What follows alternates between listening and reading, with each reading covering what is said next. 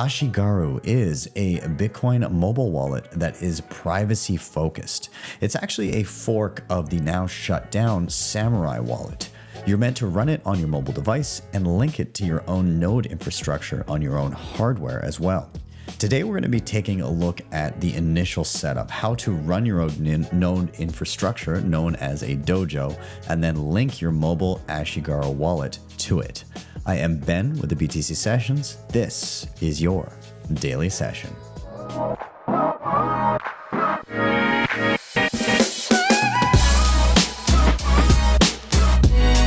Hodl the Bitcoin. Bitcoin Well is on a mission to enable independence by being one of the easiest and quickest ways to purchase Bitcoin in Canada and the US. And the best part about it, every buy goes directly into your own self-custody. They never hold your coins. You can add a Bitcoin address as part of onboarding. There's a transparent 1% spread, no hidden fees, no withdrawal fees. Plus they have KYC free sells and bill payments on their website. They're also a publicly traded company under the ticker BTCW on the TSXV. Check them out over at bitcoinwell.com. Check out my full tutorial on how to use them, and you can check out the links in the show notes down below and sign up today. CoinKite.com has some of the best hardware on the market today to secure your Bitcoin. The Cold Card Q is an absolute powerhouse and is my daily driver. And on top of this, they have plenty of other goodies, including the Mark IV, the Tap Signer, Open Dimes, the Block Clock, and much more. If you head over to their website, make sure you use code BTC Sessions at checkout to get a nice discount. Links are in the show notes down below.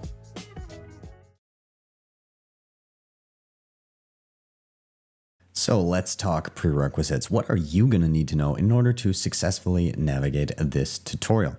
Well, first off, let's talk a little bit about what happened to the Samourai project and why it's no longer here and why Ashigaru exists. Well, we had some top-down pressure happen with the Samourai project, namely the creators and the coordinators of the CoinJoin protocol known as Whirlpool.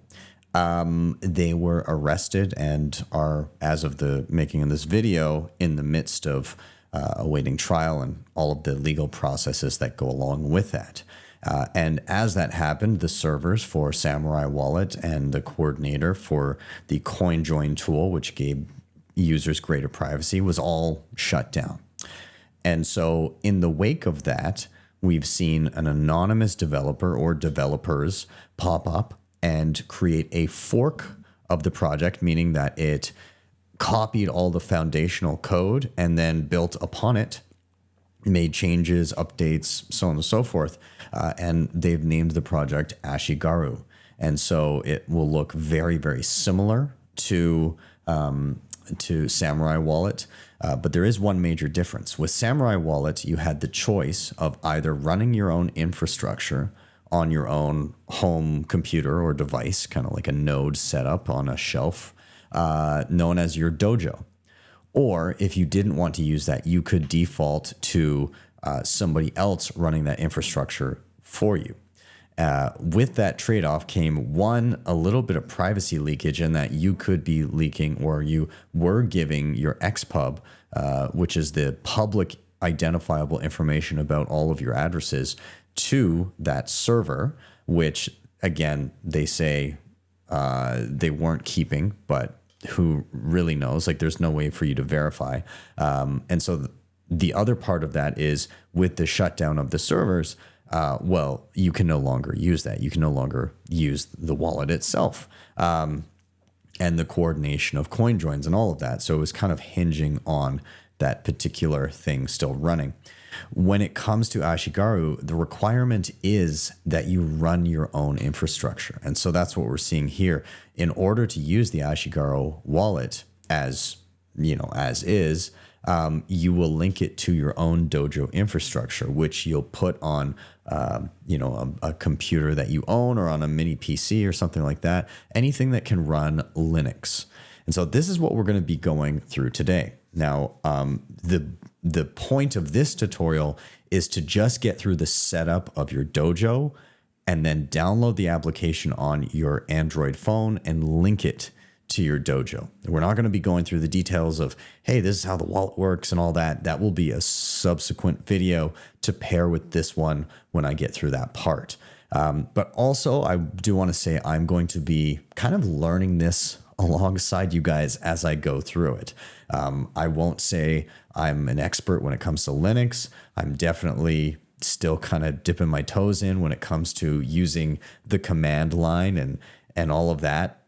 There's a lot of a copy and paste involved in this process, but we'll just kind of tackle it together. I'll let you know when I run into issues and how I resolve them. And we'll just kind of take it as it goes. So we're going to be basically going from taking the device that I have, and I'll kind of walk you through what I do with it and how I set up everything. Now let's talk requirements of the device that I'm talking about. So here it says when you're running a dojo, you want to get something that is x86 64-bit architecture, 2 gigahertz dual core or better processor, minimum of 8 gigabytes of RAM, and the important one, 2 terabyte NVMe based SSD or solid state drive.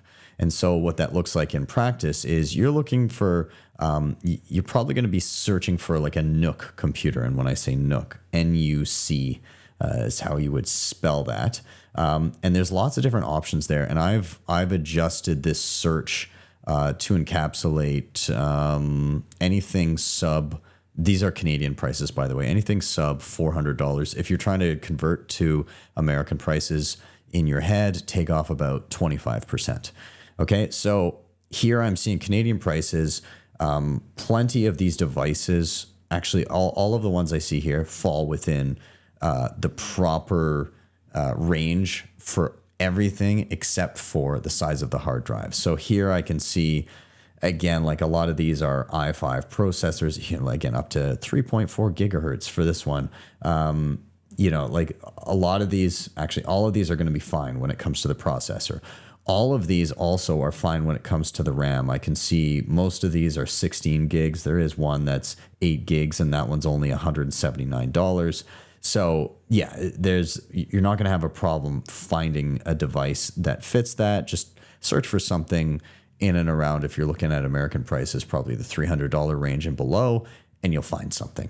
Now, the one thing you will need to do in finding one of these devices is you're going to need to upgrade the hard drive, I imagine, unless you find something that perfectly kind of fits in that. But most of these aren't going to come with a 2 terabyte hard drive. And so you're going to be searching for, again, just search 2 terabyte NVMe SSD, solid state drive. And that, again, Canadian prices here, I'm seeing $159, $139, in and around there. There's one for $126. But again, take off about 25% if you're thinking in American prices, and that's likely what you're. Also, I find that the prices on the Canadian Amazon store sometimes can be inflated comparatively, even with the currency change. The prices in Canada can be inflated compared to the US Amazon store. So anyways, that's what you're going to be looking for. Just a NUC device that has 16 gigabytes of RAM, at least 8 gigabytes of RAM and a decent processor that's above 2 gigahertz. And you're going to look for an NVMe solid state drive that is 2 terabytes, and it will look much like this. Other than that, what else are you going to need? Well, you're going to be putting the Linux operating system onto this computer. And so you're going to need a USB drive to do that. It should be, I'd say at least 16 gigabytes should be just fine for you. And you probably have one of these kicking around anyway. So you probably, even still, it's cheap to get one of the like $13 or something. So probably like sub $10 US if you're looking. You're also going to need to download Balena Etcher. This is the program that will take the operating system, put it on the USB drive so that you can program it on your device. Obviously, for your device, you're going to want like a keyboard and a mouse, and you're going to have some sort of a monitor for it. So if you just got a monitor kicking around at home, you just plug it into that one. That's totally fine. And then you're going to need Tor Browser downloaded eventually on the device that you're dealing with, but then also on your phone. And most importantly, your phone needs to be an Android phone. This is not going to work for you if you're using an iPhone. So you're going to need to be on Android. So if you don't have an Android phone, but you do want to use this, then yeah, you can get cheap used Android phones if you want to play around and experiment with that. That is totally fine. Outside of that, what are you going to need to know knowledge-wise? I mean, this is going to be a little technical. So, so I won't say that, I don't want to scare anybody away. Again, I'm learning this as I go. So there's going to be a lot of copy and paste, things like that. The operating system, Ubuntu, that we're going to be using, it's a type of Linux, and we'll set it up together. It's not super complicated. If you're familiar with password managers, that's useful. Things like LastPass. I'll show you a different one when we get through this process. And then just the basics of Bitcoin, like sending and receiving, because we're going to be looking into the privacy aspects of using this wallet. And so if you don't know the basics of sending and receiving Bitcoin, this is probably going to be outside your wheelhouse. So, I imagine this will be useful to those that had already been interested in Samourai or other privacy tools before and are missing that and are wondering about setting up their own infrastructure for it. So with that, let's take a look at the device and take a look at what I have in front of me here.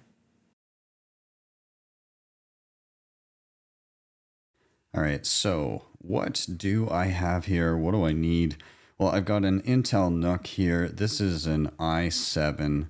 It has 16 gigs of RAM in it, and the hard drive is only 500 gigs. So I do have an upgraded hard drive that I'm going to install here. But I bought this thing secondhand. I put the sticker on myself, of course. Shout out to Matex. So I bought this secondhand for cheap. I think it was, I'm going to guess it was maybe $200, 150. I can't remember. I've had it for some time now.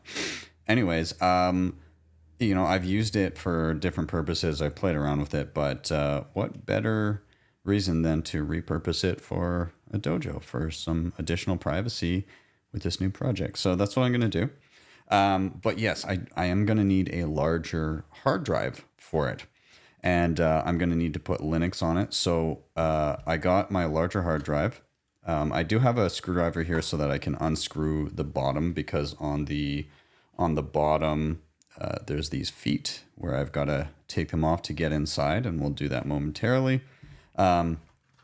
This hard drive did come with its own screwdriver, but this one works just fine as well. And then I've got a flash drive here.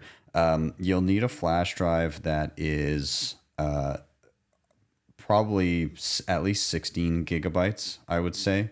This one's quite a large one. It's 128, but besides the point, yeah, it'll work just fine.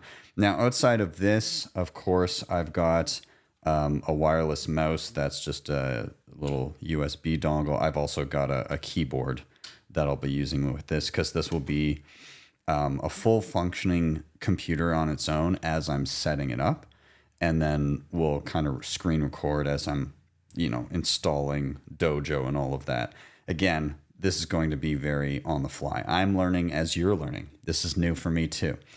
So let's first get the proper hard drive here, and then we'll worry about what we're going to do, getting Linux installed, and then we'll worry about Dojo itself. And then finally, we'll worry about using the app and connecting it to our Dojo that we have created. Okay, so I unscrewed the back plate of this. Comes off nice and simple. There's just these long screws. Once you get them all the way out, you can just kind of lift it off. Took a little bit of fiddling, but off it comes.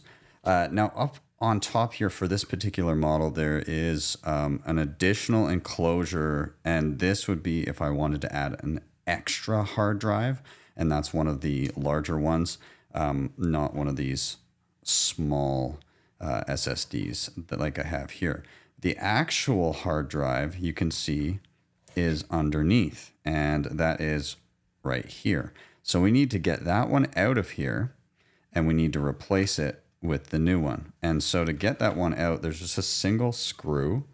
And maybe I'll zoom a little bit so you can see that. There's a single screw near the top of the hard drive, and I can just quickly get that guy out. Hopefully he doesn't fall off to the side. That feels loose. There we go. Okay, so that comes out. You can see it kind of lifts immediately. And then you can just slide it out like that. Okay, so there's the old hard drive. I'm not going to need that anymore. I mean, I can keep it for other purposes, but now we're going to take the new hard drive here. And I got to kind of look here, but I need to basically, there's a little slot that it slides into, teeth up. There we go. Okay. So teeth up. And I'm just going to push down. Screw goes in the hole. And then we put this back on top. So we'll just do that. In the edit, this won't be clear, but that took way longer than it should have. Anyways, that's screwed in. I can just put this back in place. Just so you know, why are there no screws here? Actually, these screws are what holds in this enclosure here. So the other thing that as you're fixing this back on, there's typically a label that will say front. And so you're looking for where is the front of the device, which is here. Front goes that way. Okay, great. Okay, screwed that back in. We are good to go. So what happens next is we, of course, have a power supply. So that plugs into the back. We've got an Ethernet cable, although I believe this one is Wi-Fi capable, so I may not even need that. But when I'm running it as a Dojo, I will just plug it directly into my router. So this will be for later. And then, of course, mouse and keyboard. I'll just have the little USB dongles plugged into probably the back here. Yeah, there's a couple USB ports, so I'll just have these, boom, like so. Power goes here, and I'll just get this plugged in, and I'll get it plugged into a monitor. There's an HDMI port here, so you just need an HDMI cable to go from monitor to the computer itself. But in the meantime, we'll get all that plugged in, and but the next little thing that we're going to be dealing with is this guy. Why? Because we need to get a copy of Ubuntu. It's a distro of Linux, the operating system that will be on this computer that will then allow us to install our Dojo firmware. So here we go.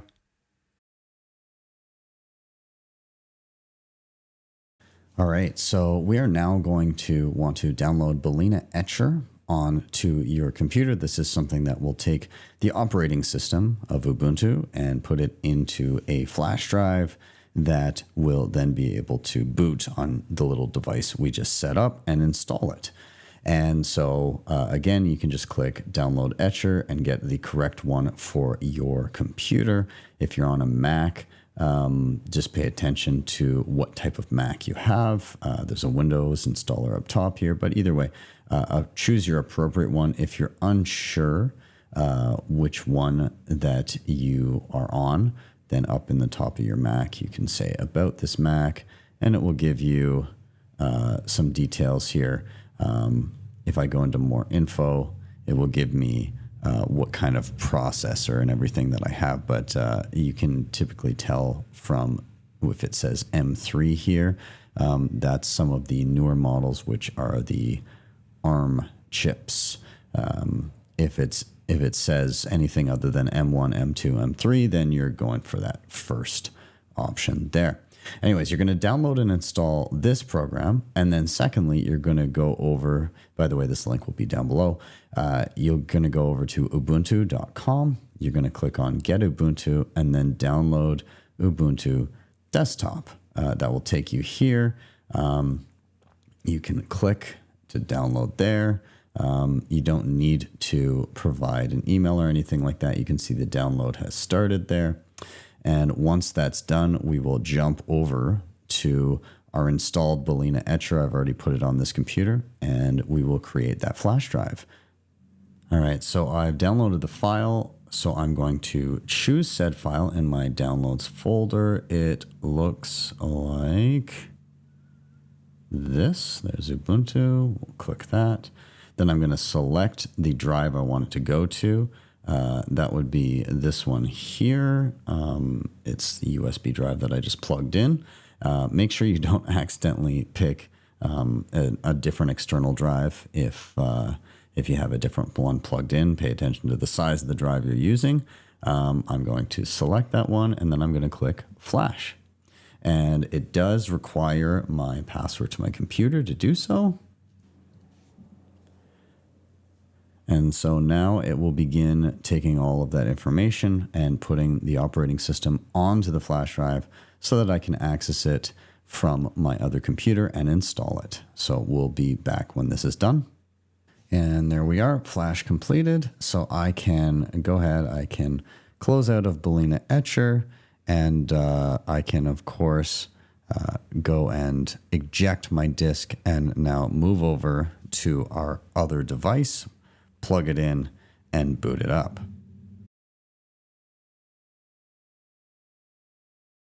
Okay, let's take a quick peek at our setup and review here. So we've got our box. We put in the new hard drive. We've got our USB stick that we put Ubuntu onto, or flashed Ubuntu onto. It's just plugged into one of the USB ports just at the front, and that could vary for you depending on what kind of box you have. Out the back of the box, what do I have? I've got the power cable. That's just to the power supply plugged in, will be plugged into the wall. It's not plugged in yet. I've got an HDMI cable, which is leading to a monitor that I've got right here. This can be any monitor, it doesn't really matter. And then I've got these two little dongles at the back here, and those are for my wireless mouse and my wireless keyboard. And so I've got those just sitting ready here. And so when I power it up, this is the screen that should be showing me what I'm working on. Now the tricky bit is there's something that you need to know in regards to booting up this device and having it prompt the USB stick first.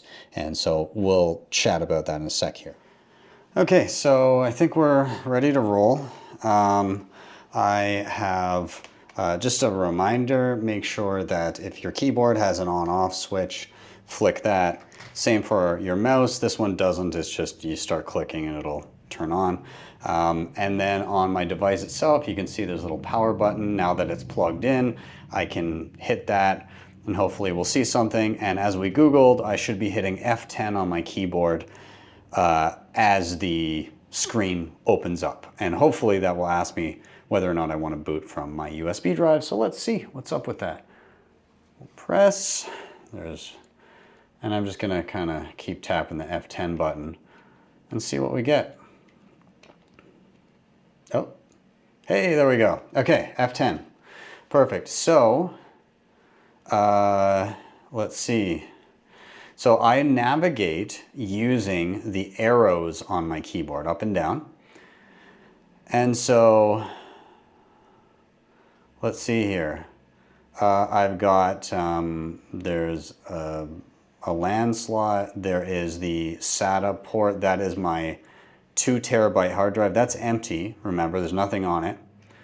There is USB boot drive, and there's USB OS bootloader. I'm going to be honest, I don't know which one of these it is. I imagine one of these will just go directly into the operating system itself as a test drive, and the other one will go to install it. We're just going to go with the first one, I guess. So we'll click on USB and we'll hit enter. Okay, try or install Ubuntu. This is the screen we want, great. Or we can just go directly into Ubuntu just to try it out, but I'm gonna go up, I'm gonna hit try or install. And again, whenever I select something, I'm just hitting enter. And that's good. Ubuntu start screen.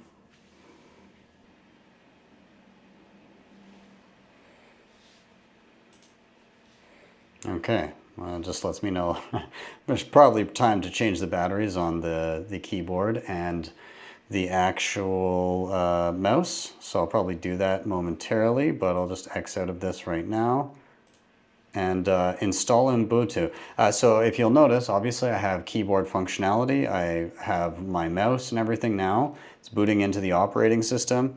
And so we'll just kind of keep on rolling here. All right, pretty basic setup. Choose your language. Yeah, customize. I don't really need to customize anything here. Keep it as English. Connect to the internet. Let's do Wi-Fi. And we'll jump ahead to where I've already connected.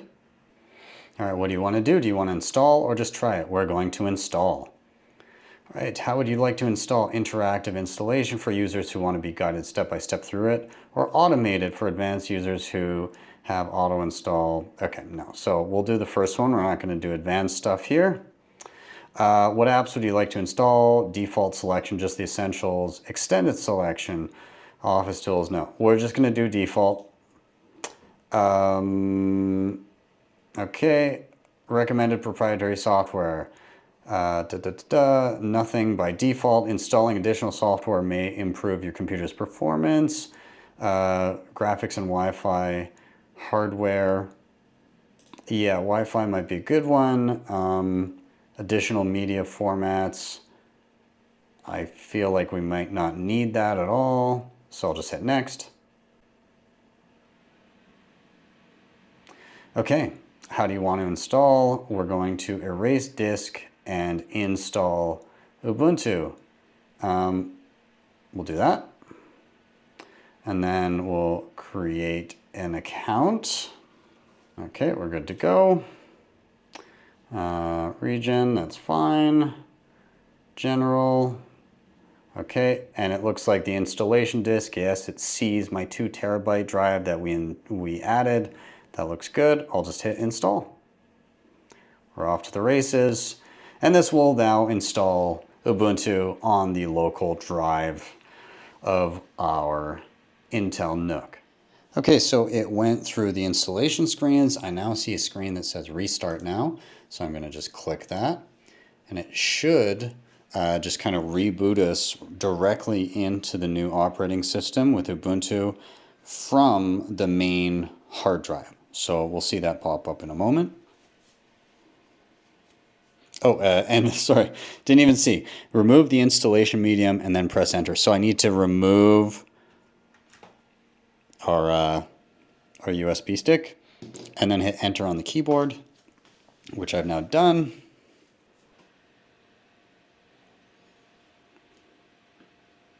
All right, fantastic. We are in business. We now have Ubuntu installed on our drive. We have a regular intro screen. We can just kind of, you know, cycle through this. I'm not going to enable any sort of pro features, anything like that. Just hit next. I'm not going to share system data. Hit next. I'm not going to open the App Center for right now. I'm just going to finish up. And we now have our operating system. We're good to go. And so we'll just kind of get quasi-acquainted with it. And then we're just going to dive into installing Dojo as we need to. And yeah, so let's go. Keeper is a fully open source Bitcoin app created to help you stack sats long term. Easily use your hardware devices or assisted keys to create multisig wallets and plan your inheritance. Head over to bitcoinkeeper.app to download the app and use code BTC Sessions 30 to get a 30% discount on your first subscription. Speed is one of the fastest growing Bitcoin Lightning wallets out there. It is a fast and secure way to send and receive Bitcoin and stablecoin payments instantly. You can even swap between Bitcoin and stablecoins directly in the app.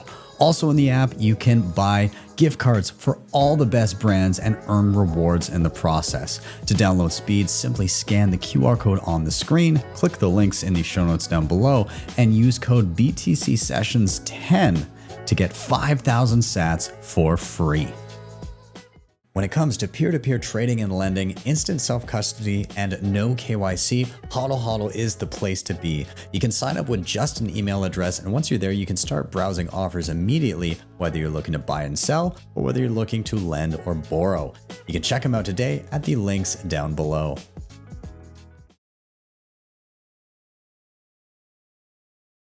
All right, so I've restarted my machine and I've done a couple things. I just changed out the background, but let's just kind of get familiar with the lay of the land.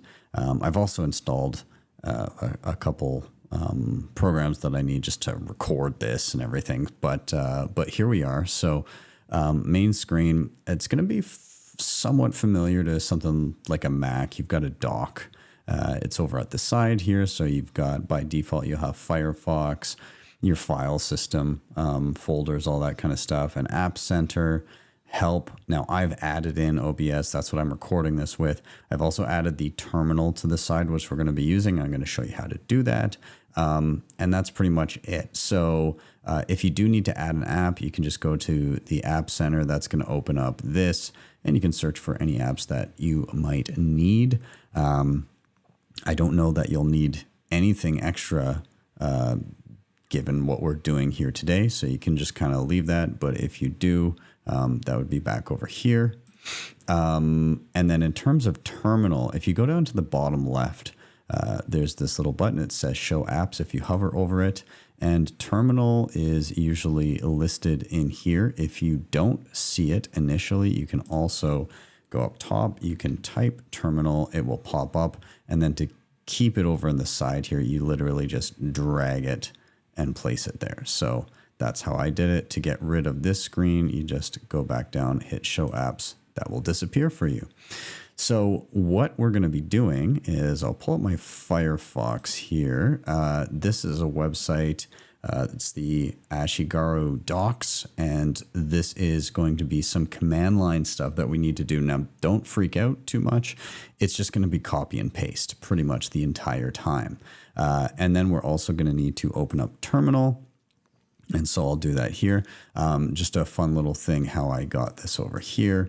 You can just kind of drag to the corner of the screen and it will pull it up over here. And I'm going to do the same thing on the opposite side. And so we've just got our two side-by-side windows, and we're pretty much good to go. So this is going to seem a little tedious, but pretty much we're just going to go through the steps here by copying and pasting. There's copy buttons here, and we'll be able to paste in just directly into the terminal and just hit enter all the way through to get all of these updates. And hopefully we don't encounter any errors as we do so. All right, so we're going to go through here, and this part is where we're going to install dependencies. And all that means is we need to make sure we have a few things installed on the computer before we go through and actually install Dojo and then connect it to our mobile device. So we're just going to go through, and I'm going to one by one, each one of these commands, I'm going to hit copy, then I'll go over to the terminal, and I can either right click and hit paste, or on the keyboard, I can press Control-Shift-V, and that will paste in the command, and then hit enter. Okay, so again, it will explain what you're doing as you're doing it. So we just wanted to make sure we're in our home directory. Then we're going to fetch the latest updates. So again, I'll copy that, Control-Shift-V, and hit enter. And then it's going to require my password that I originally set up. When you do type in your password, there's no feedback. It doesn't show how many, how many characters or anything like that. So don't worry if it doesn't look like it's responding. Once you've typed it, hit enter, and then it will do what it needs to do. So that's just something in regards to terminal. It doesn't show the passwords as you type them. Okay, now we're going to go ahead. Next command, same thing, Control-Shift-V, hit enter, does its work. Do pay attention as things go on. You can see here, do you want to continue? Yes or no. I'm just going to hit Y and hit enter. So you just kind of have to make sure that you're not like leaving the room or anything, or just, wondering why it's not finishing. You actually do have to do some input from time to time. Okay, moving on to the next, same thing. Control Shift V and enter. There we go. Yes, enter. Perfect. All right. And now we're going to move on to installing Docker and Docker Compose, just some stuff that we'll need in the back end.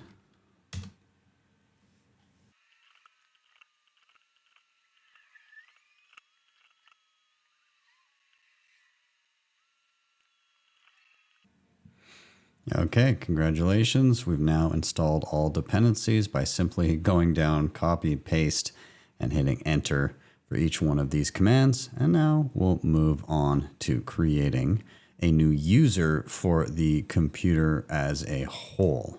So we'll just hit create segregated user. Here we are. We'll jump into this section next. All right, so for this section, as I said, we're creating a new segregated user. And it does say that this step is optional, but it is recommended for security. Continue by copying and pasting the commands into the terminal and press enter. So I'm going to go ahead. I'm going to do that. So we'll copy, paste in there. We're going to set the password. So it does say that ideally you would set this password using a secure password generated by something like Bitwarden or KeyPass or whatever password manager you're using. Just for this example, I'm going to and actually, just so you know, you can find in my testing, I tended to I kind of preferred KeyPass. Regardless, I'm going to set a password here. And I'll set that up.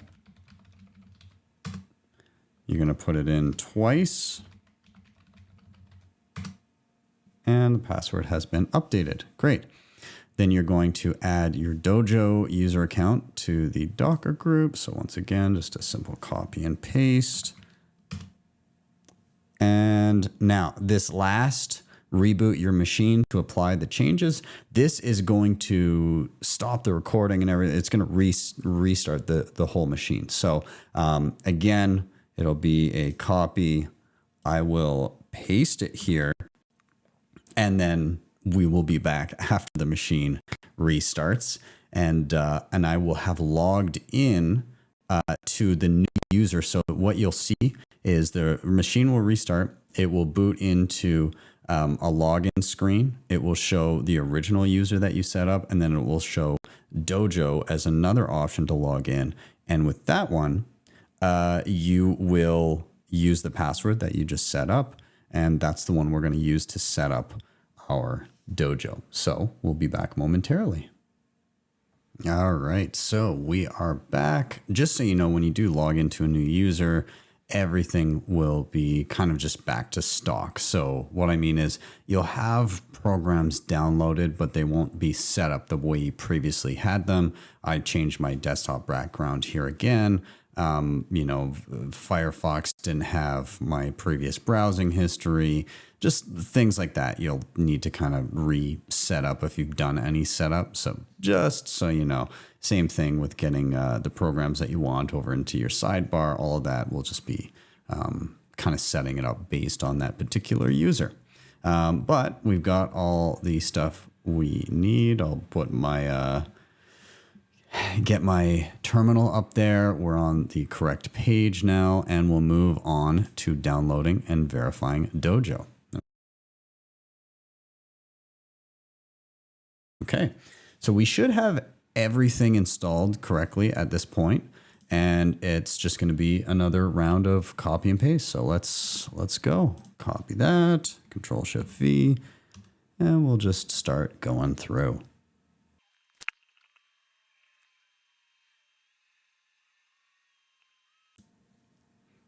Okay, so just a heads up, the download over Tor, the latest version of Dojo from GitHub, that took quite some time without any real response. So just be aware that you're going to be waiting a little bit, and there's not going to be a lot of feedback there, okay?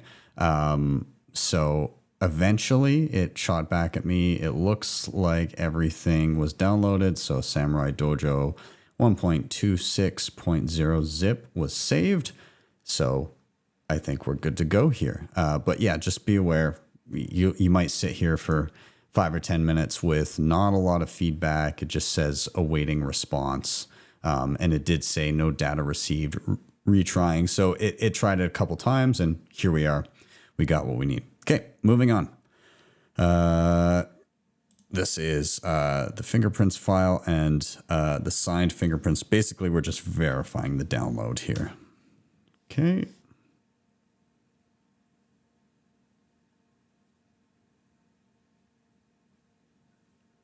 Okay, and the signature.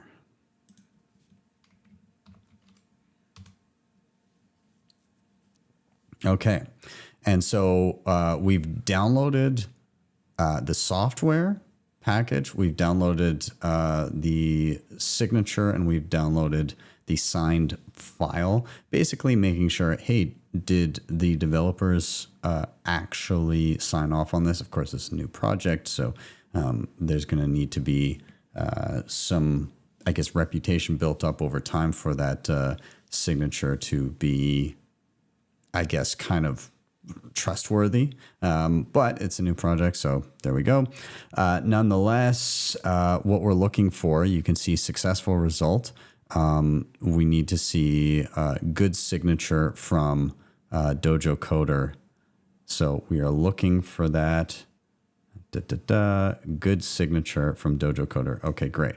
They do say you can safely ignore the following if displayed. This key is not certified with a trusted signature, which we do see. That's just because we ourselves haven't said, I trust this, this signature or signed from this individual. I trust this individual with this key. So that's not a big deal. So we are now good. Okay. We are going to now view the contents of the file and everything. So we'll just continue on, copy and paste. Boom. Good. Boom. All right. Again, successful result. What we're looking for is this same string repeated twice. Okay, so where am I looking at? So we're looking for this to be repeated here, which it is. So we're good. Okay, now we're going to unzip the file. Now we're going to create a directory for all the stuff to go into.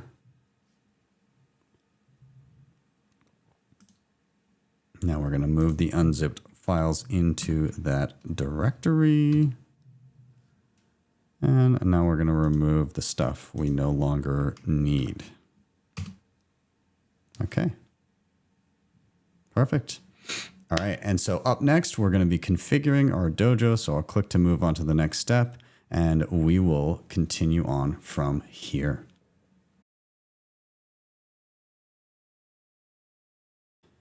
So let's start configuring our dojo.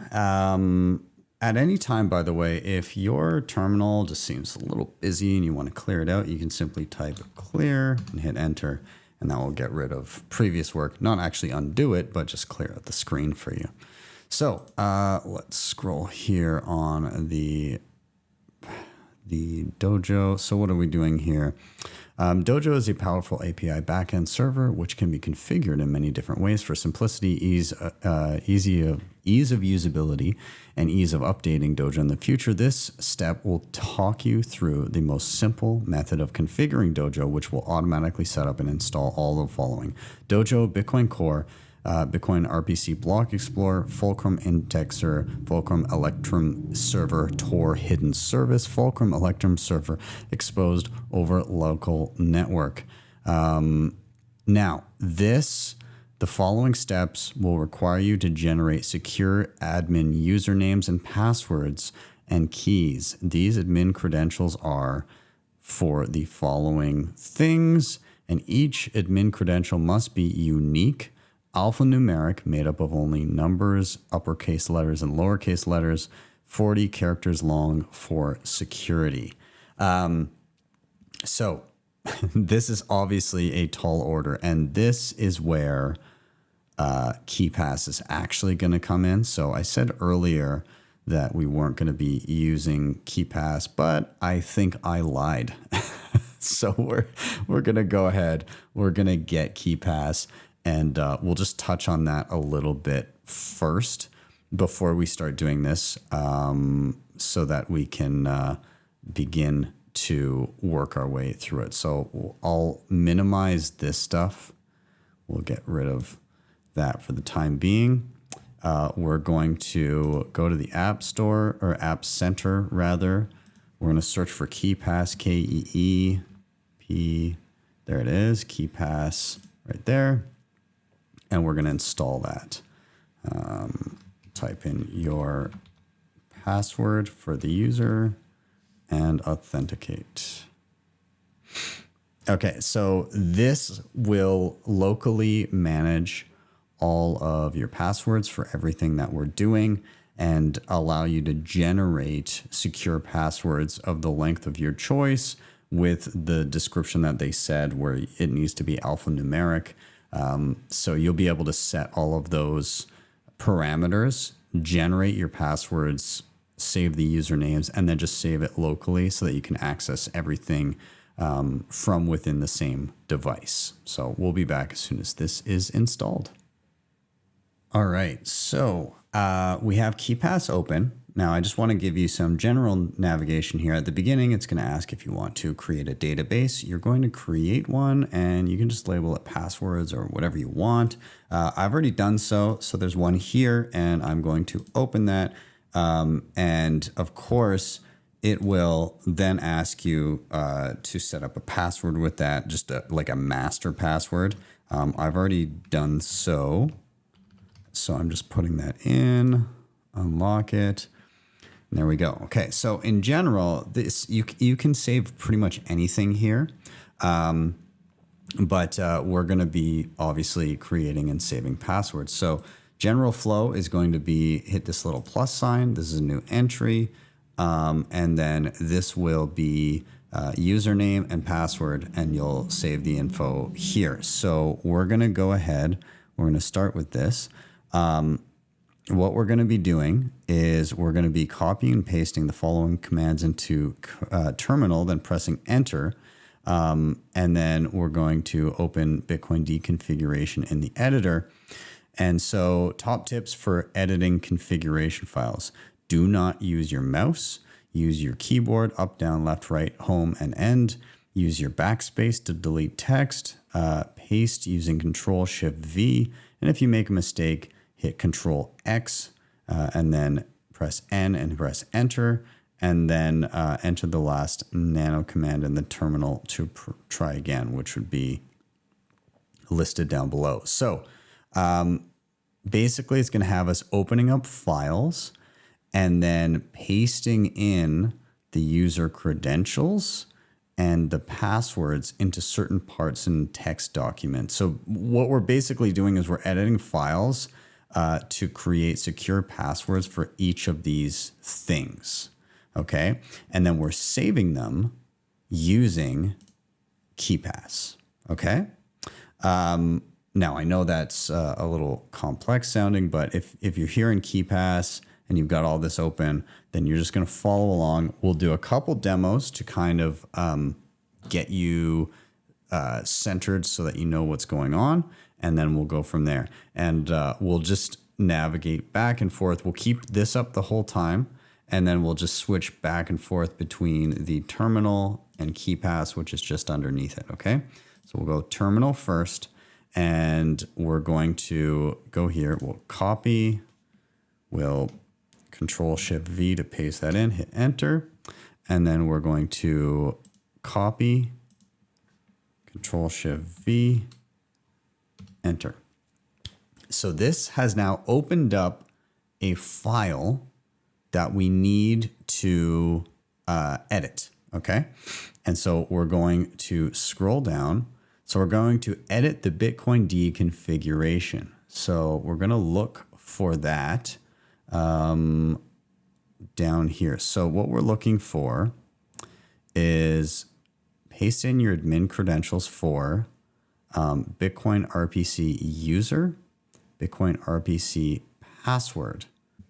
All right, so you can see the username is Dojo RPC, and there's a field to put in a password there.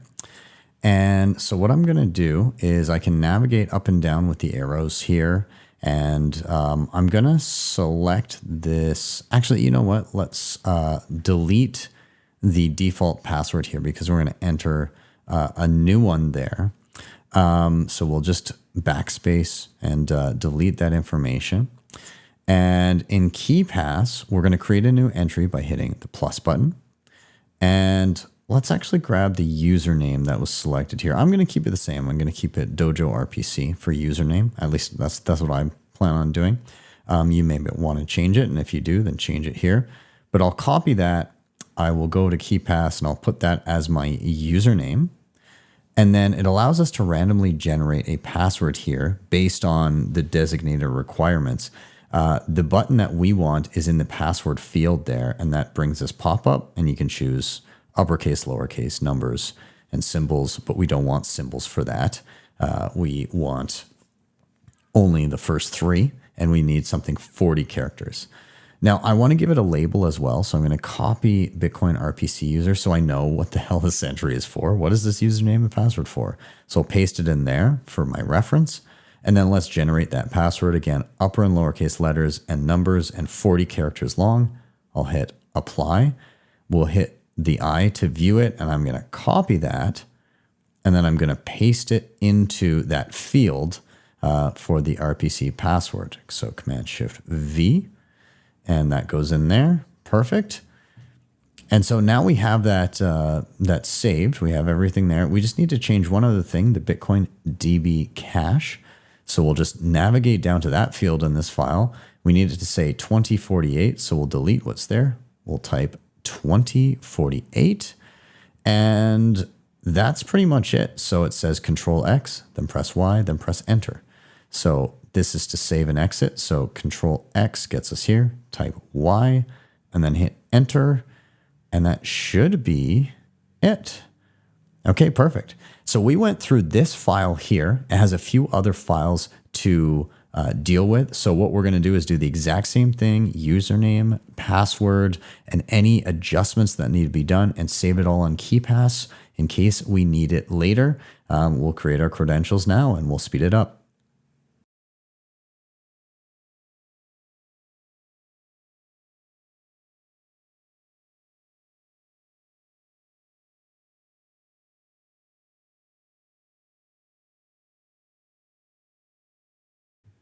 Okay, so now that we're through that, it is time to install Dojo. One thing we'll do first, it says check that Docker is working. So we're going to copy that command and paste it in and hit enter. And this should give us a hello world message.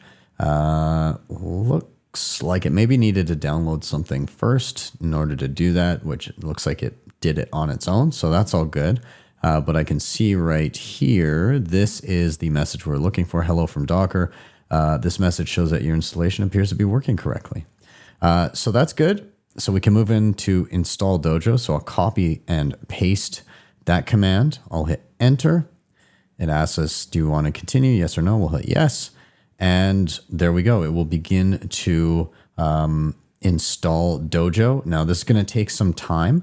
And when it's done, it says that we should see a stream of logs from Node.js, Bitcoin D, and Fulcrum over on the left-hand side. So let's flash ahead to that.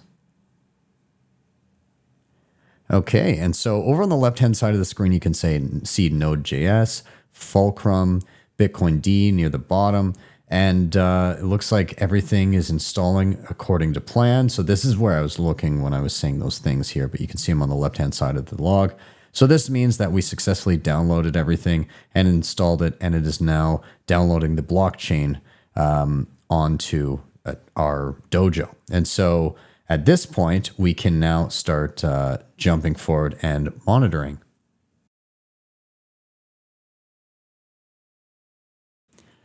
All right, so I am going to hit Control C in order to stop the logs from scrolling here.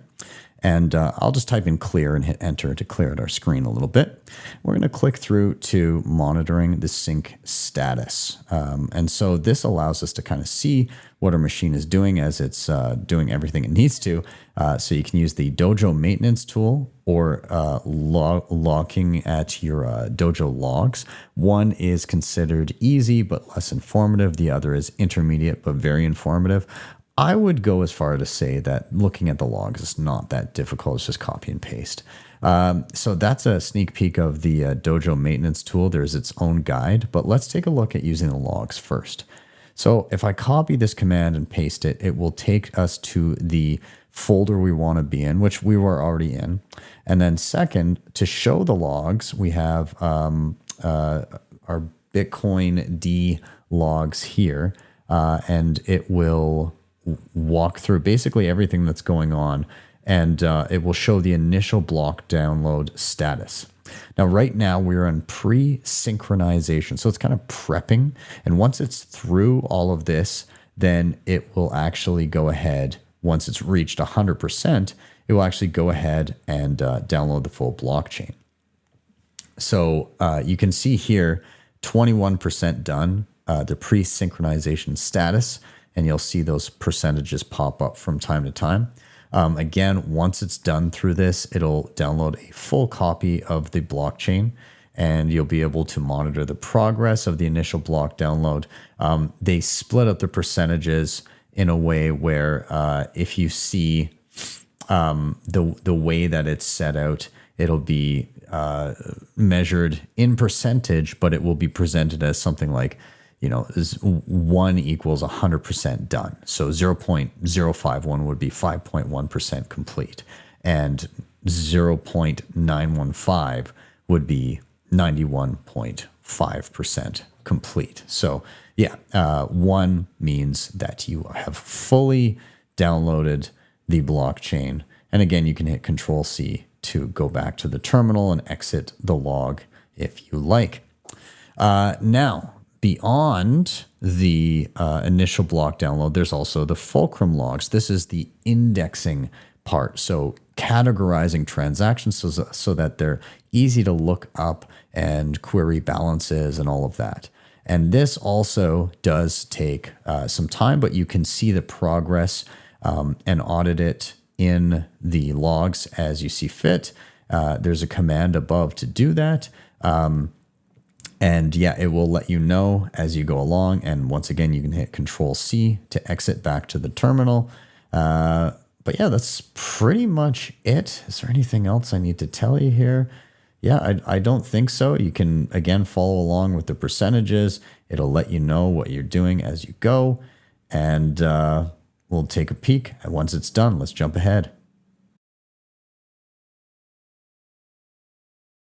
All right, so yes, indeed, my device is not well suited for running multiple things at the same time. So the weight of trying to sync the blockchain as well as have a couple monitors going and running OBS so that I can record this video proved to be a little bit much all at the same time. So what I ended up doing is I just let the syncing process finish entirely. And now everything is basically good to go. So the Dojo itself has fully synced. I downloaded the entire blockchain and indexed it, meaning that it categorizes all the transactions so you can easily look them up and check balances and all that kind of stuff. So what I kind of noticed through a bunch of this, let's just kind of go back and see some of the options or some of the checking on the status of things. So I'll go ahead and I'll copy where I want to be. We can already see that I'm in the correct folder. But again, just to get there, you would copy that command, you would paste it in and hit enter, and that will put you in the folder that we are right now. Okay. And then we had the Bitcoin logs here. And so we'll take a look at our Bitcoin D logs there. And so what ended up happening is we saw all the pre-synchronization messages, these things here. We saw a lot of those coming through in a percentage. And then eventually what I ended up seeing is messages like this, where it showed that everything was basically, rather like this, where I saw that, okay, it looks like we are fully up to date, and it'll start to see logs of like, oh, there's a new block, and the most important thing is that progress equals 1.000. So meaning that I'm all the way through syncing up with the blockchain, and so we can see things happening here. I can see, oh, new block verified, okay, update. Hey, look. So there you can see progress equals 1. So when you notice that, then that means that you've fully synced the blockchain. Further to that, the fulcrum logs, this is the indexing part. So downloading the blockchain actually didn't take too long. What took way longer was indexing it. That took quite a bit of time. And actually, I did find that it kind of slowed down and almost stopped working for a little while. So I ended up restarting the computer. And kind of restarting everything. So first, I'll just get out of this. I'm going to hit Control C. And so that gets me out of the logs. I'll just type clear and hit enter and clear up that screen for a second. Let's take a look at the fulcrum logs and see what those look like. So I copied that command there, show fulcrum logs, and paste it in. And so this shows me, hey, like recently processed a new block. Everything's verified okay. Block update, up to date. So that's what we're looking for, up to date. And so this took quite a bit of time. So I'm recording this kind of on the next week. I think by the weekend it was done. It probably took, between downloading the whole blockchain and indexing it, I think it took about 6 days. And keep in mind, I'm on a device that is nowhere near kind of the newest Intel NUC. I think they're up to the NUC 13 and I'm on the NUC 7. And so it's not super great in running a whole bunch of things at the same time. If you were to get kind of the low end of the newer items that you can find on Amazon for Intel NUCs, then you would already be infinitely better off than I am. You would just have to have a big enough hard drive to store it. So like a 2 terabyte hard drive. But nonetheless, so this all synced up. Now, what I do want to show, I'll go Control C to get out of here again, and I'll just go clear, is that when I restarted the computer, the Dojo wasn't running. So if you have an instance where for whatever reason your Dojo has stopped, there's a command to get it to start again. And this is detailed later on in this walkthrough here on the Ashigaru website. But I'll just show you what it was. So I'm actually going to close, I'll close the terminal and I'll reopen it just because now we're at the main screen here. I'll just make it larger. So first what I would want to do is I would want to navigate to my Dojo folder. So as we saw there, and we're in our Dojo folder. Now I can type ls, and that lists all the stuff in this folder. And I can see this one here, that is actually the Dojo program, like actually running the software. That is the one that I would need to run. These are all, we've got folders and a whole bunch of different stuff sitting here, but this is the program because you can see the color of it. I believe that's green. I'm super colorblind, so let me know in the comments, but I think it's green. Anyways, to run that, all you do is you put dot / and then the name of the file, dojo.sh. I'm not going to hit enter right now because it is currently running on my computer, but if you hit that, then it starts running and it will continue on with what it was doing if it was previously syncing and didn't get to finish, or if you just want to make sure it's running if your computer shut down for any reason. That's all you would do. You'd hit enter and it would start running. Okay. outside of that, that was pretty much it in terms of what I ran into. Just a little bit of a slowdown, and so a necessary restart, and then it just kind of continued on until it was fully finished. And so I saw all these messages. It lets you know what to look for in the logs.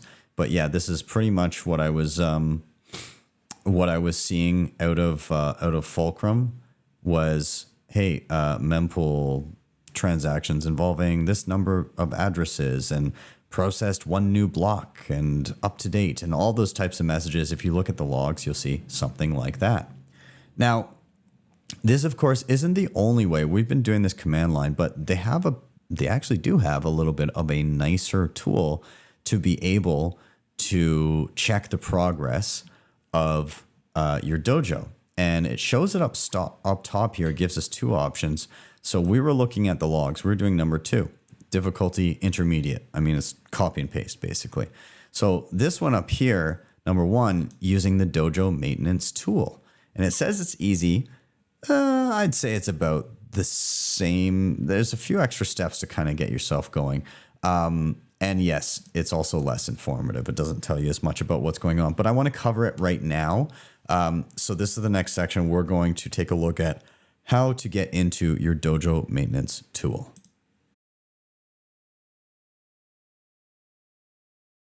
All right. So first I'll pull up the Ashigaru walkthrough here, and it says you'll be able to check on your wallet server status, pair a wallet to a dojo, and manage your tracked wallet's extended public keys.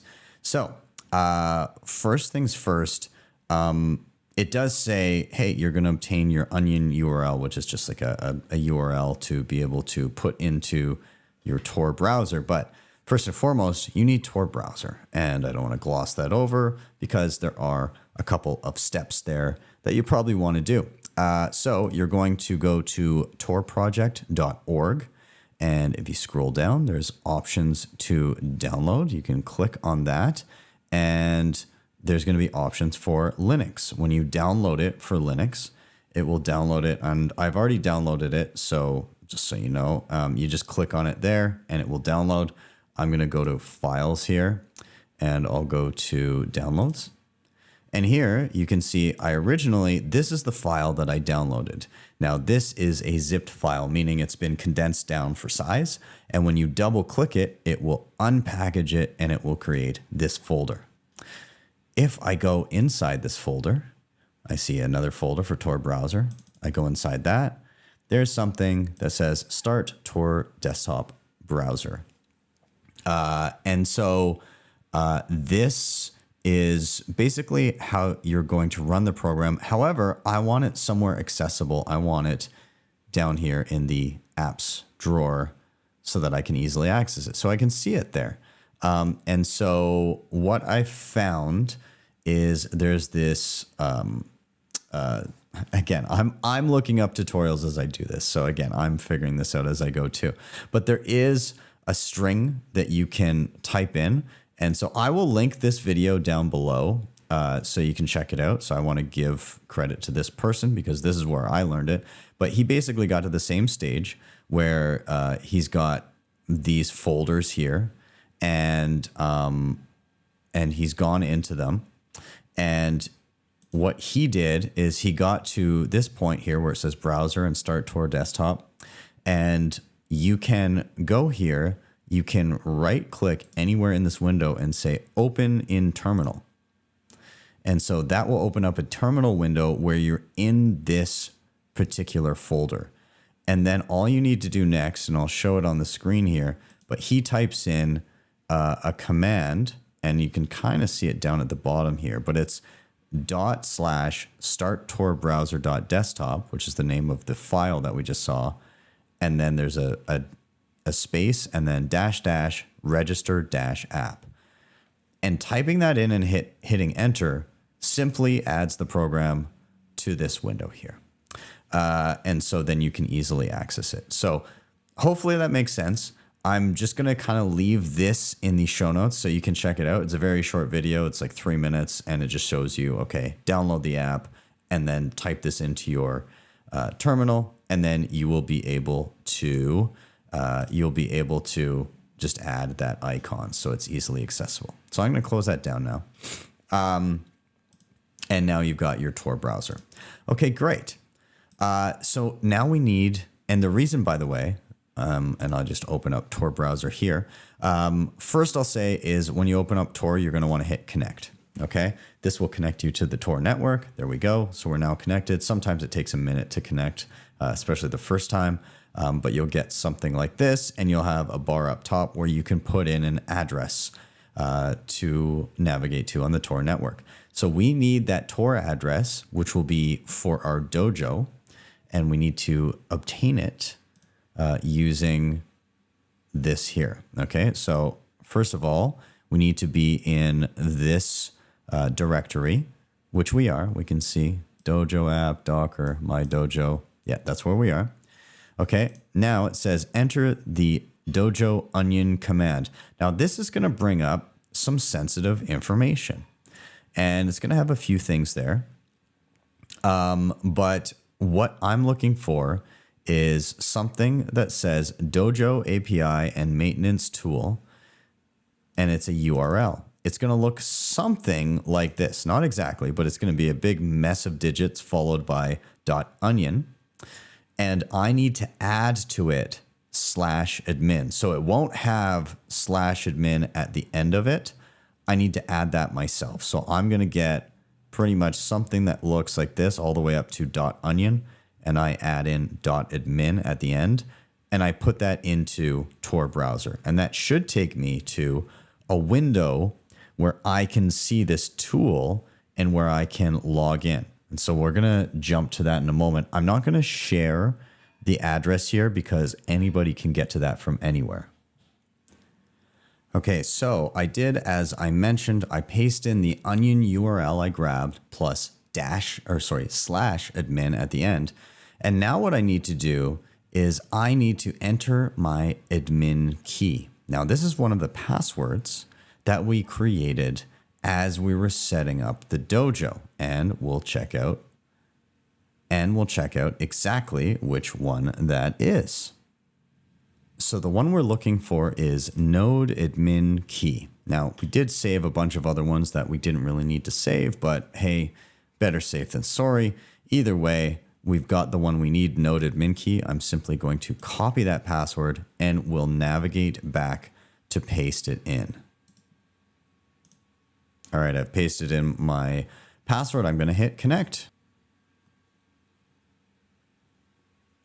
All right, and here we are. This is our Dojo maintenance tool in our Tor browser. We've got a number of things, but we can see our status. There's a nice little check mark there, latest block, the Bitcoin D version. We're on mainnet, the number of other nodes we're connected to. We can see our status. We've got the check mark there, our uptime, how long it's been running for, the latest block. Again, the Dojo database has a check mark. Everything seems to be up to date. Tor status. Again, everything looks to be all ready to go. So that's fantastic. Now, it doesn't give as much information as our logs, as what we were seeing, but for our purposes, we look like we're set and ready to go. Now, there are a number of other things over here on the left. The most pertinent pretty soon here will be pairing, where we'll be able to pair our mobile device to this. And pairing simply brings up a QR code that can be scanned from the Ashigaru app on our phone and allow us to pair to our dojo. Outside of that, there's links to the Dojo Telegram chat, the Samourai Telegram chat, all that stuff. Again, there's a bunch of different stuff. There is a power button up here if we did want to disconnect the Dojo maintenance tool, we could do that, or rather disconnect all of that. But yeah, pretty simple maintenance tool here. This is how you would access it.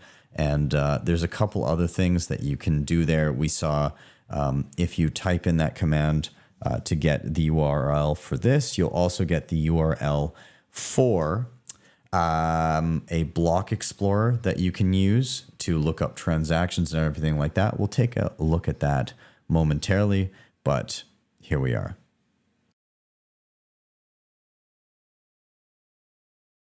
All right, just backpedaling here a little bit. I actually noticed on the previous screen that I had some orange check marks. Thank you, color blindness. But yeah, a couple orange check marks, and some of the things were not fully synced up. In particular, and I'll pop over to that screen there. So in particular, the tracker and the Dojo database were both showing orange check marks. So they weren't fully synced up. So a couple things that I did to resolve that, and I believe it was just a restart that actually resolved it. But what I did do is I saw the latest block that we were on, which was behind the latest block that the full node and the indexer was on. I copied that number, and then I went to block rescan and I pasted it in here, and then I put in the most recent block that we were on so that it would kind of rescan everything and go through. I just hit go. And so it did that, but that didn't seem to resolve it. So what I ended up doing is I typed in a command in the terminal to restart the Dojo, and I'll show you what that is now. Now, this page that I'm on here has a number of different commands. It's just further down in the exact same walkthrough that we were looking at, just common terminal commands that they have. And so one of them, the top one here, is ./dojo.sh and then a space restart. So you can see here, I entered that command, everything shut down and then booted back up. And when I went back to my my Dojo command center over on Tor, which by the way I did bookmark, then it showed me after a login, showed me the proper green checks that you just saw. So that's how I resolved the issue. Again, this will all be part of the exact same walkthrough that we've been going through this whole time, and you'll be able to just check out those commands there. Worth noting a few of the things here. Again, simple restart or stop, or if you shut down your device entirely and then come back later, then dojo.sh start.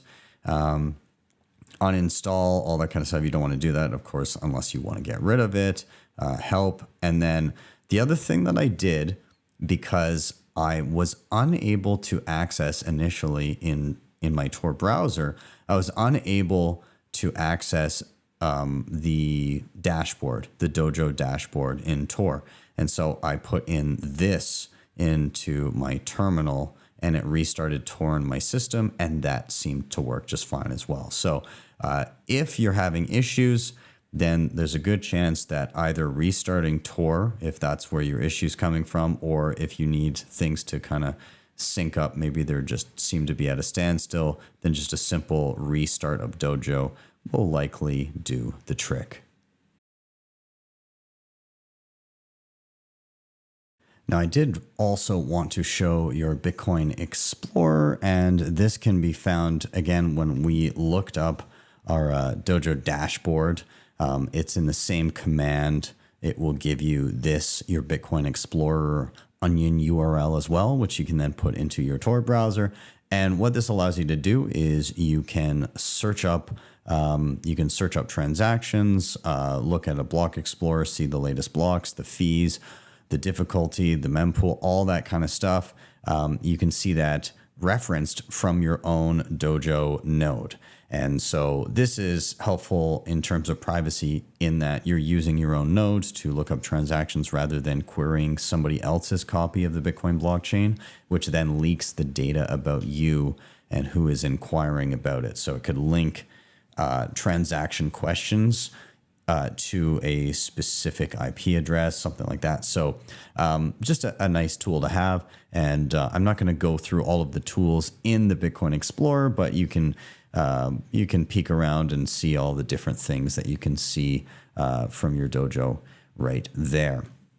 But with that, we're going to dive into the mobile app now. And what I will say is that all you're going to need to do, and I'll jump over to the other tab here for a second. All you are going to need to do is you're going to need to click on pairing, and that will give you a QR code that you can scan from your mobile device to pair to your Dojo. So we won't be showing this side by side because I don't want to show the QR code in question. But just know that this is where it is. It's in your Dojo maintenance tool, and you will click on pairing, and a QR code will be shown on the screen here. All right, so we are going to be downloading the APK file for an Android phone. iOS, kind of out of luck. You can't download an APK file and sideload it onto your device. Sorry to say. But regardless, what you would do is you would navigate to ashigaru.rs/download, or if you're on the same page, same link that we were doing before, go up to the sandwich board menu in the top right and click on download. Now, this is going to give you a link here. You need to have Tor Browser on your device. So you can see I do have it up here in the top left. Now, Tor Browser will automatically hide what I'm doing if I go to screen capture it here in this video. So I can't really show that, but what I will show is you can click and copy the link address and then paste that into your Tor browser.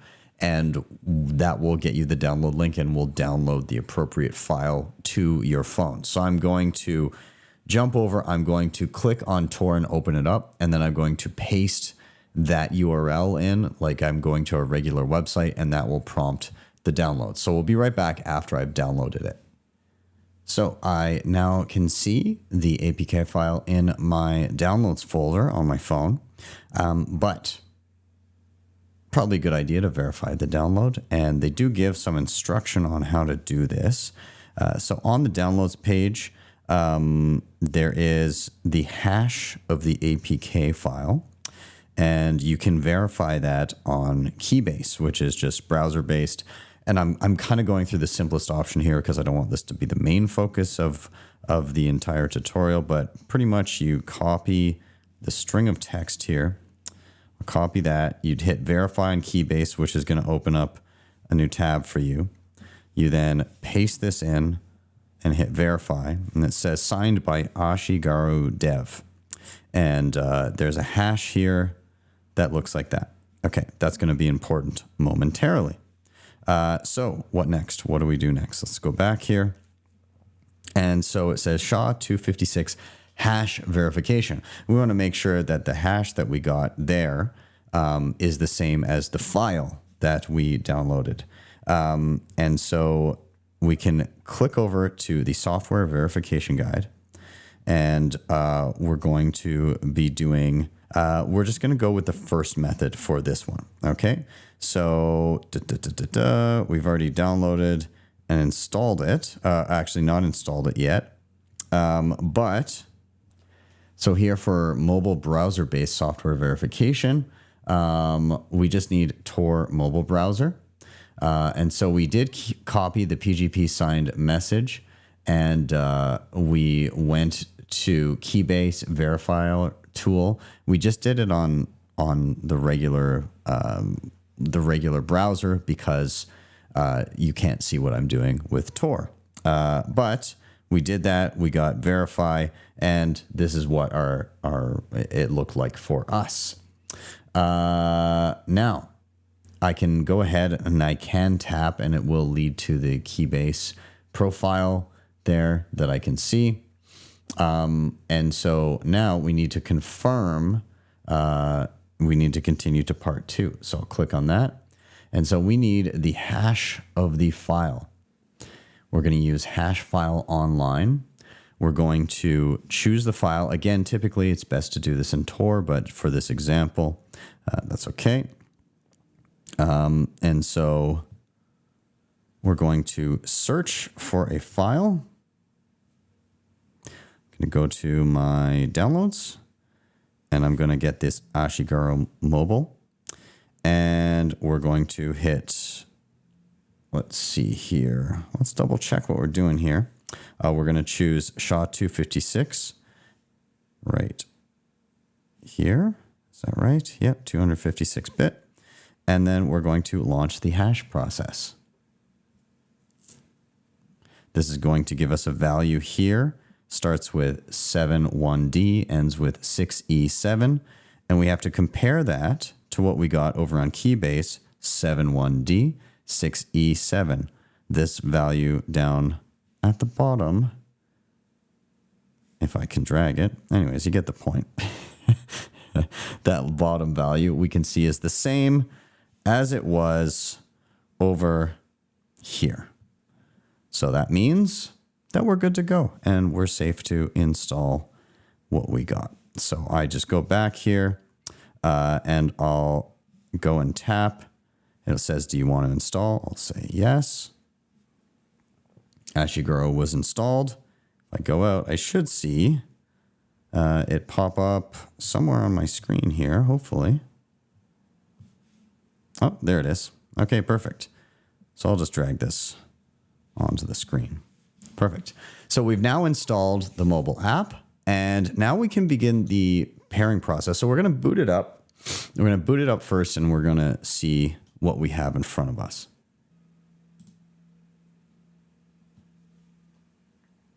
So we're going to select mainnet here and hit OK. It says, break free of third-party custody, remain in complete control of your wallet at all times, get started. And we are going to create a new wallet. Now this blanks out my screen. It's asking me for a passphrase.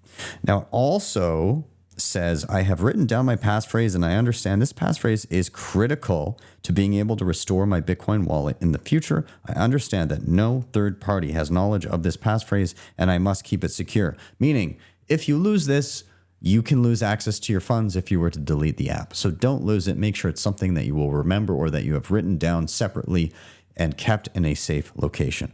With that, I'm going to hit next, which you cannot see, but it will move me on. Now it's asking me for a PIN code. It needs to be between 5 and 8 characters. And then it asked me to confirm. And now finally, it's giving me a 12-word seed phrase, which I am going to jot down physically right now. You're not going to keep a digital copy of this. And so I'm going to do that off screen right now. Okay.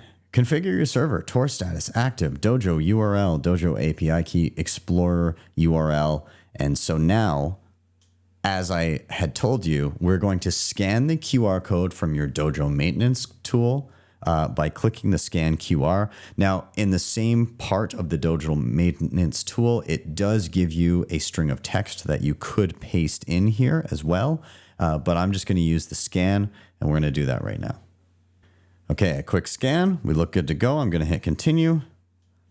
And then it's going to ask you where on your phone you would like to save a backup of your Ashigaru wallet. So if you accidentally delete it, then there is a way to recover it, which will require, of course, your passphrase to do. So I'm going to now hit choose. And I'll just save it into documents, I think. And I'll use this folder. Allow. And now it's asking for my PIN. Now it does scramble the numbers when you go to put in your PIN. So that's always a nice feature to have in case something's tracking your key motions.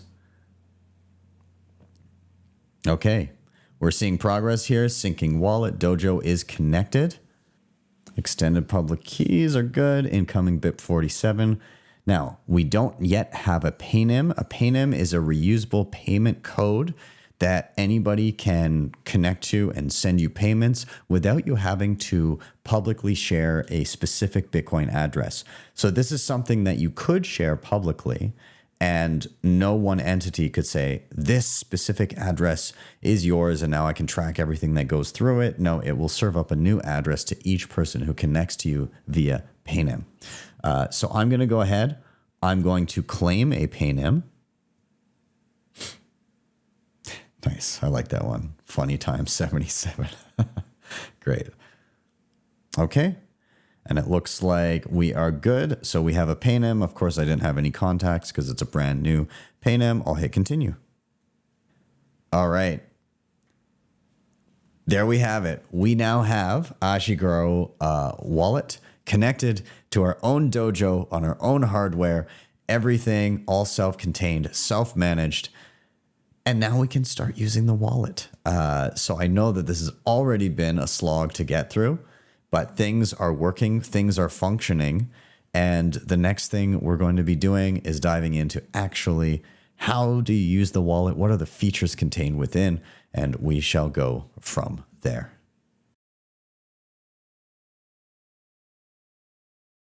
All right, so some final thoughts in and around this setup. So number one, there's going to be little things that you run into where you go, something's not working. And I guess my piece of advice there would be just don't worry too much about that. Tinker, ask questions.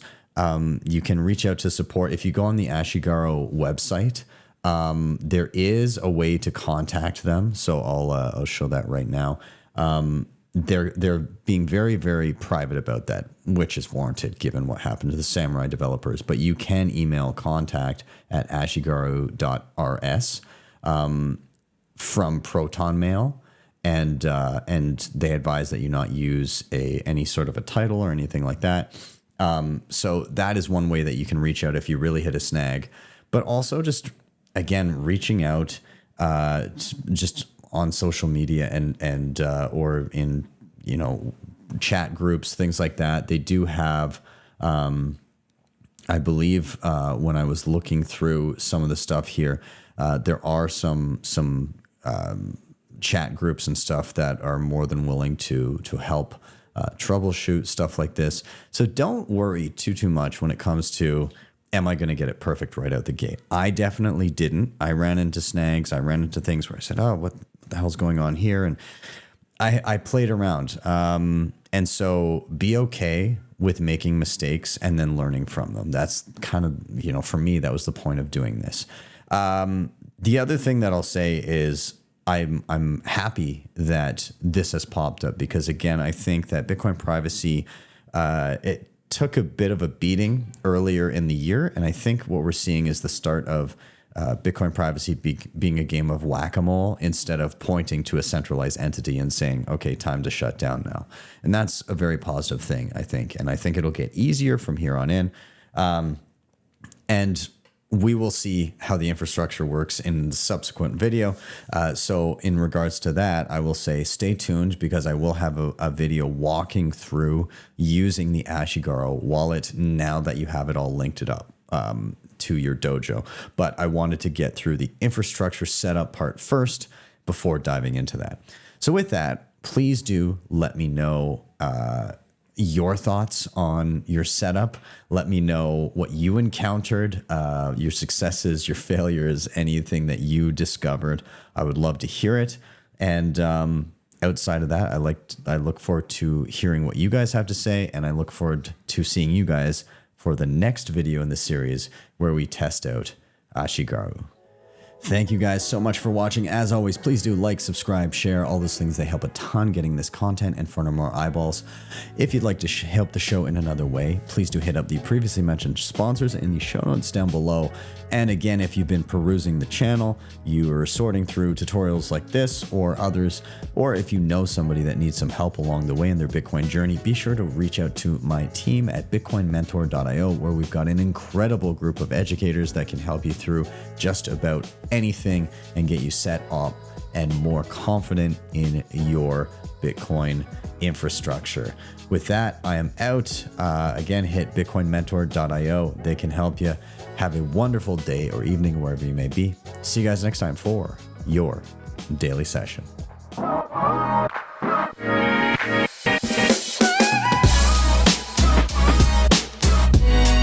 Hodl the Bitcoin.